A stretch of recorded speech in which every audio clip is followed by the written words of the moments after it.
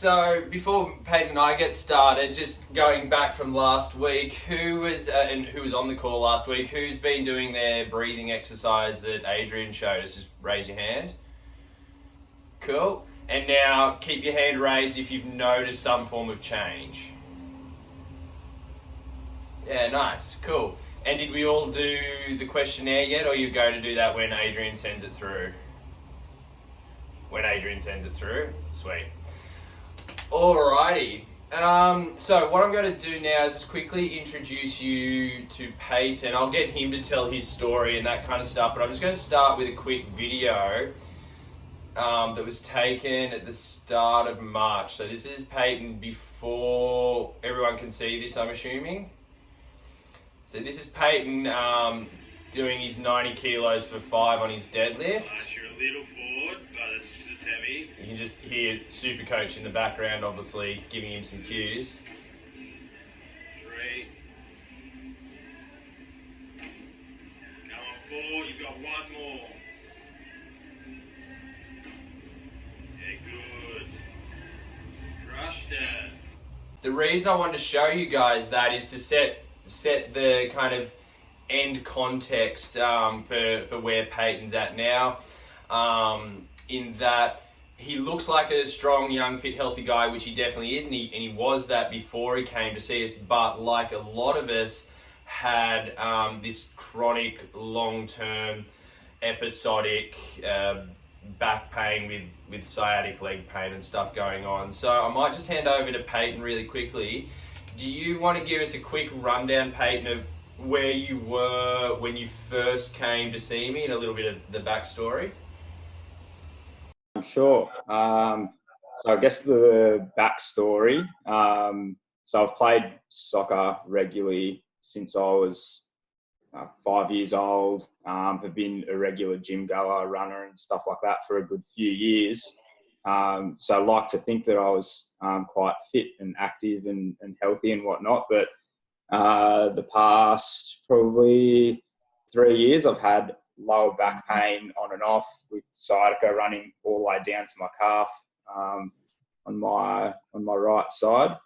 And so at first didn't really know what it was because I'd never experienced back pain. I'd tried a couple of different things over the years which kind of gave temporary fixes. So I tried chiropractor, different physios, yoga, full-on Pilates, you name it.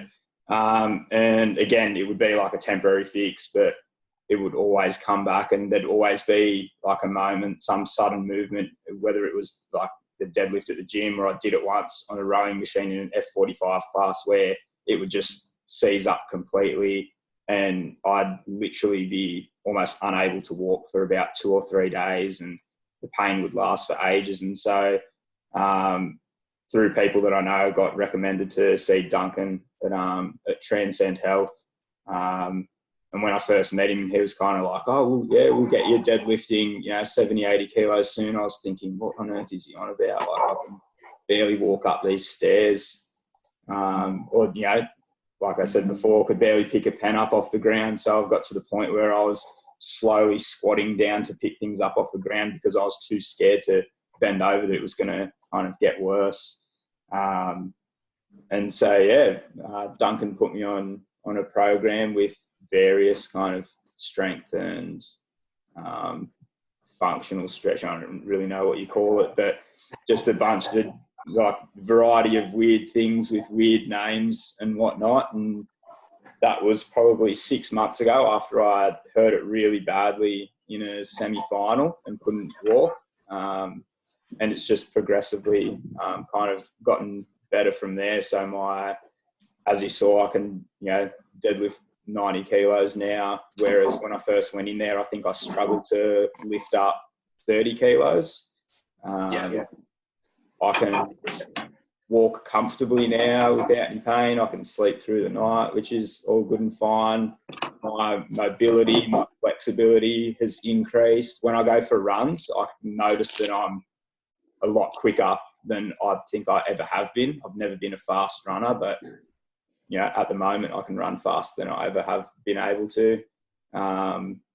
you know, So, in a nutshell, Payton, what you're saying is that your capacity now, your ability to do things is exceeded expectations or where you were from where we started kind of 6 months ago. Is that right?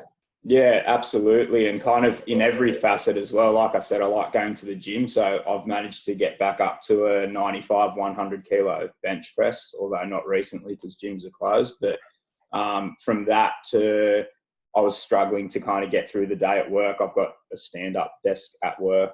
I'm in my home office at the moment, which isn't the same, but I went from being able to kind of not being able to stand all day to now I can just stand comfortably for however long I want without any pain. Long drives would always aggravate it. Like my partner lives in Sydney, so I'd go 2 hours in the car to go see her would be the next 5 days would be excruciating. To now, I will get sore if I'm in a car for an extended period of time or sitting for an extended period of time. But now I have a couple of things that Duncan has showed me that, it takes me 2 minutes to go through a couple of routines like back bends and this, and all of a sudden like that, it's just, I feel, free again. So. Cool. So let's break down some of this a little bit, which is what I want to do. So a lot of you would have listened to that and probably had some resonance or identification with that experience that Payton's having. It's actually a very, very common one as human beings. It's like 80% of us will suffer some form of back pain within our life that will affect us more than just having a bit of a stiff back. But what I wanted for Payton to have a bit of a chat about now is reflecting on last week where we did the self-efficacy questionnaire. Now that questionnaire is all about how you identify when you do get pain or do have pain. And now Payton, I think you went from, well, we'd estimated, because we didn't actually do this questionnaire right at the beginning of your treatment, but you can hear it in the way Payton talks where he was scared or worried about doing things like picking up a pen, struggling to get up and down stairs. And when we hear this, we will see that the person has an affinity with the pain that's quite negative, in that the pain controls them. They don't control the pain or what they can do with the pain. And people in that headspace often score around 30 or lower on that questionnaire, which is less than 50%. And then people who have good relationship with their body, with their thought patterns and with their ability to work within their pain or get out of pain score above sort of 40, 45. And that's what the research kind of shows us. What did you score last week, Payton? 46. 46. So we've moved from a guy who was scoring very low, very scared, to someone who's scoring 46. Now that's just a number, but if we go back to the video that we just saw, and what Payton said before was that deadlift.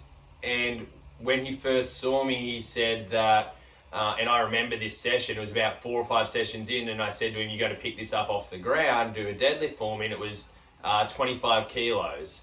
And he was sweating bullets, struggled through it, needed some help with movement efficiency and how to pick the load up effectively, which we've worked on, to now 6 months later doing that 90 kilo deadlift. And it's those kinds of practical things that we start to expose people to that change the mindset, as well as being aware of the mindset, that shift those scores and shift those beliefs and shift our ability to progress away from pain, or when pain comes, to be able to cope with it and control it.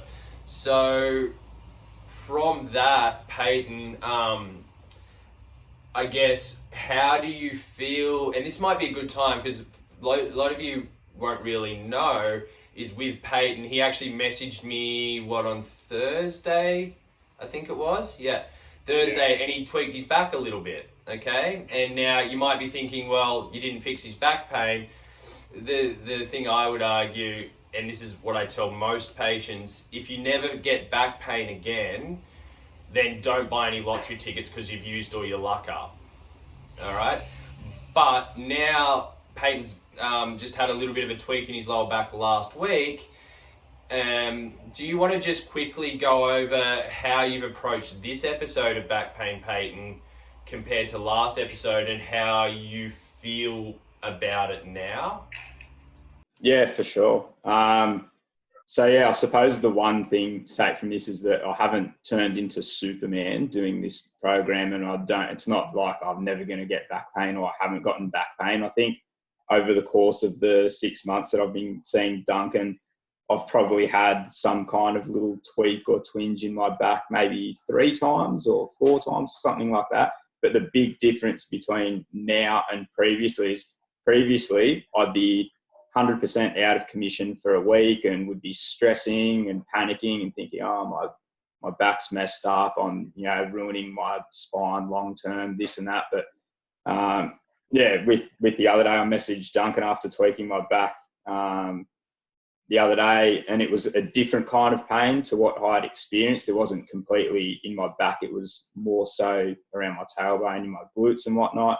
And I actually woke up, I can't remember if it was Thursday or Friday morning, and was limping a bit and having pain pretty much non-stop. And I tried my back bends and usual stuff, and it didn't really work as usual. So I had a chat to Duncan over the phone after we messaged and spoke over a few different things. And I tried a couple of variations of some of the things that I was doing, and literally within less than 24 hours, I felt back to probably 90%. And then it got to the point where yesterday I was actually running again and did a whole yoga, weight and boxing session without any pain. So whereas previously it felt like, I'm not going to be able to kind of do any exercise for a while, within less than 24 hours with the education that I've gotten through the program that I've been undertaking, I managed it that way, and now I feel fine. Yeah. And this actually wraps up nicely kind of what we've talked about over the last 4 weeks on the Monday's Masterclass of Movement, because it really demonstrates a number of those things that we talk about that can affect pain or affect our experience of pain.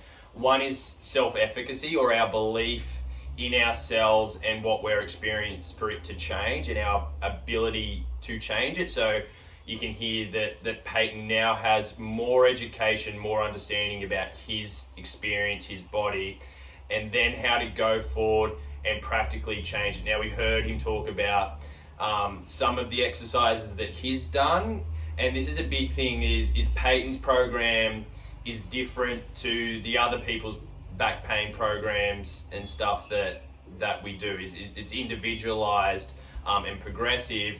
There'll be elements similar amongst a lot of people, but there's definitely individualization there.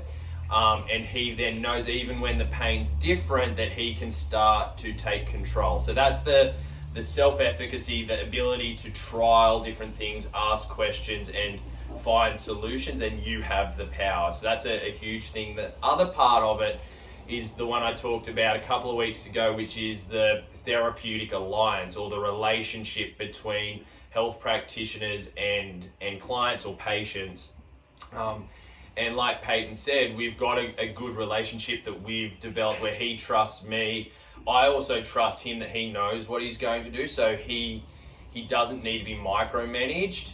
We all know how that feels, but he also has the ability to flick me a text and be like, hey, got a question here, what do you think, this or this? And I can provide a response, and all of a sudden we go from, injury on Thursday to Sunday completely, well, what did you say, 95% better, doing everything he wants to do. He's certainly not holding back on any of his life experiences, and the rest will kind of fade away. So can we see how what we talked about over the last 4 weeks is kind of wrapped up in what Payton's talking about?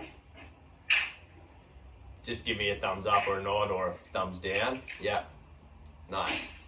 Okay. And so that's kind of everything I wanted to Payton to chat about. Is there anything you wanted to add, mate? Payton? Not especially. I suppose the only thing is that the years that I've kind of done sport and exercise, and like I have had a fair few injuries in my time, and so same as like a relationship with anyone, I've kind of had trust issues, seeing new physios and, you know, talking to different sports scientists and all that type of stuff. And I think this is the longest I've ever actually seen someone. So it's been massively beneficial, not just for, you know, improving my physical capacity and fitness levels and stuff like that, but my education has improved massively, my management of my own body. But I can notice the most difference with my mental health. You know, I love exercising and I couldn't live without doing it. And just, you know, there won't be a day where I just sit there and on the lounge for a whole day watching movies or whatever. I have to keep moving. So that's the biggest thing that I've taken out of this type of stuff, is that it's given me the confidence and, you know, the knowledge that I can move and I can do the things that I want to, and that, you know, one little twinge here and there isn't the end of the world, because I know that I can kind of beat it and get myself to the level that I want. So yeah, perfect. Yeah, and let's just have a quick look at that as well, where he said it's the longest he's ever seen someone.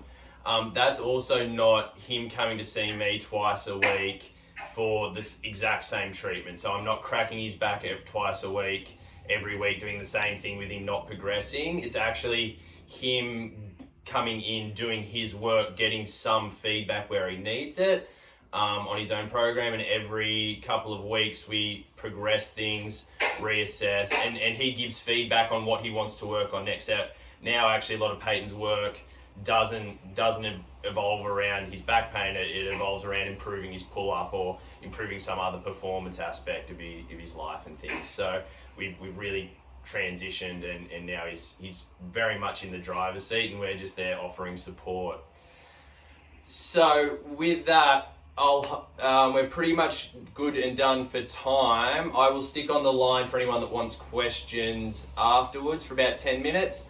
But what I did want to highlight is next week we're going to now shift a little bit and get you guys moving. So everyone on the call, we're going to start to have a look at prescription of exercise, okay, and what factors we kind of want to think about when we're doing exercise by ourselves at home or at the gym or wherever, in wanting to progress things forward. So we'll have a bit of a focus there for a couple of weeks, start to teach you the different things you want to look for to get stronger, more flexible, etc., without just doing the same workout, the same routine over and over and over again, or just adding reps. So you're doing 100 push-ups and not really getting that much stronger.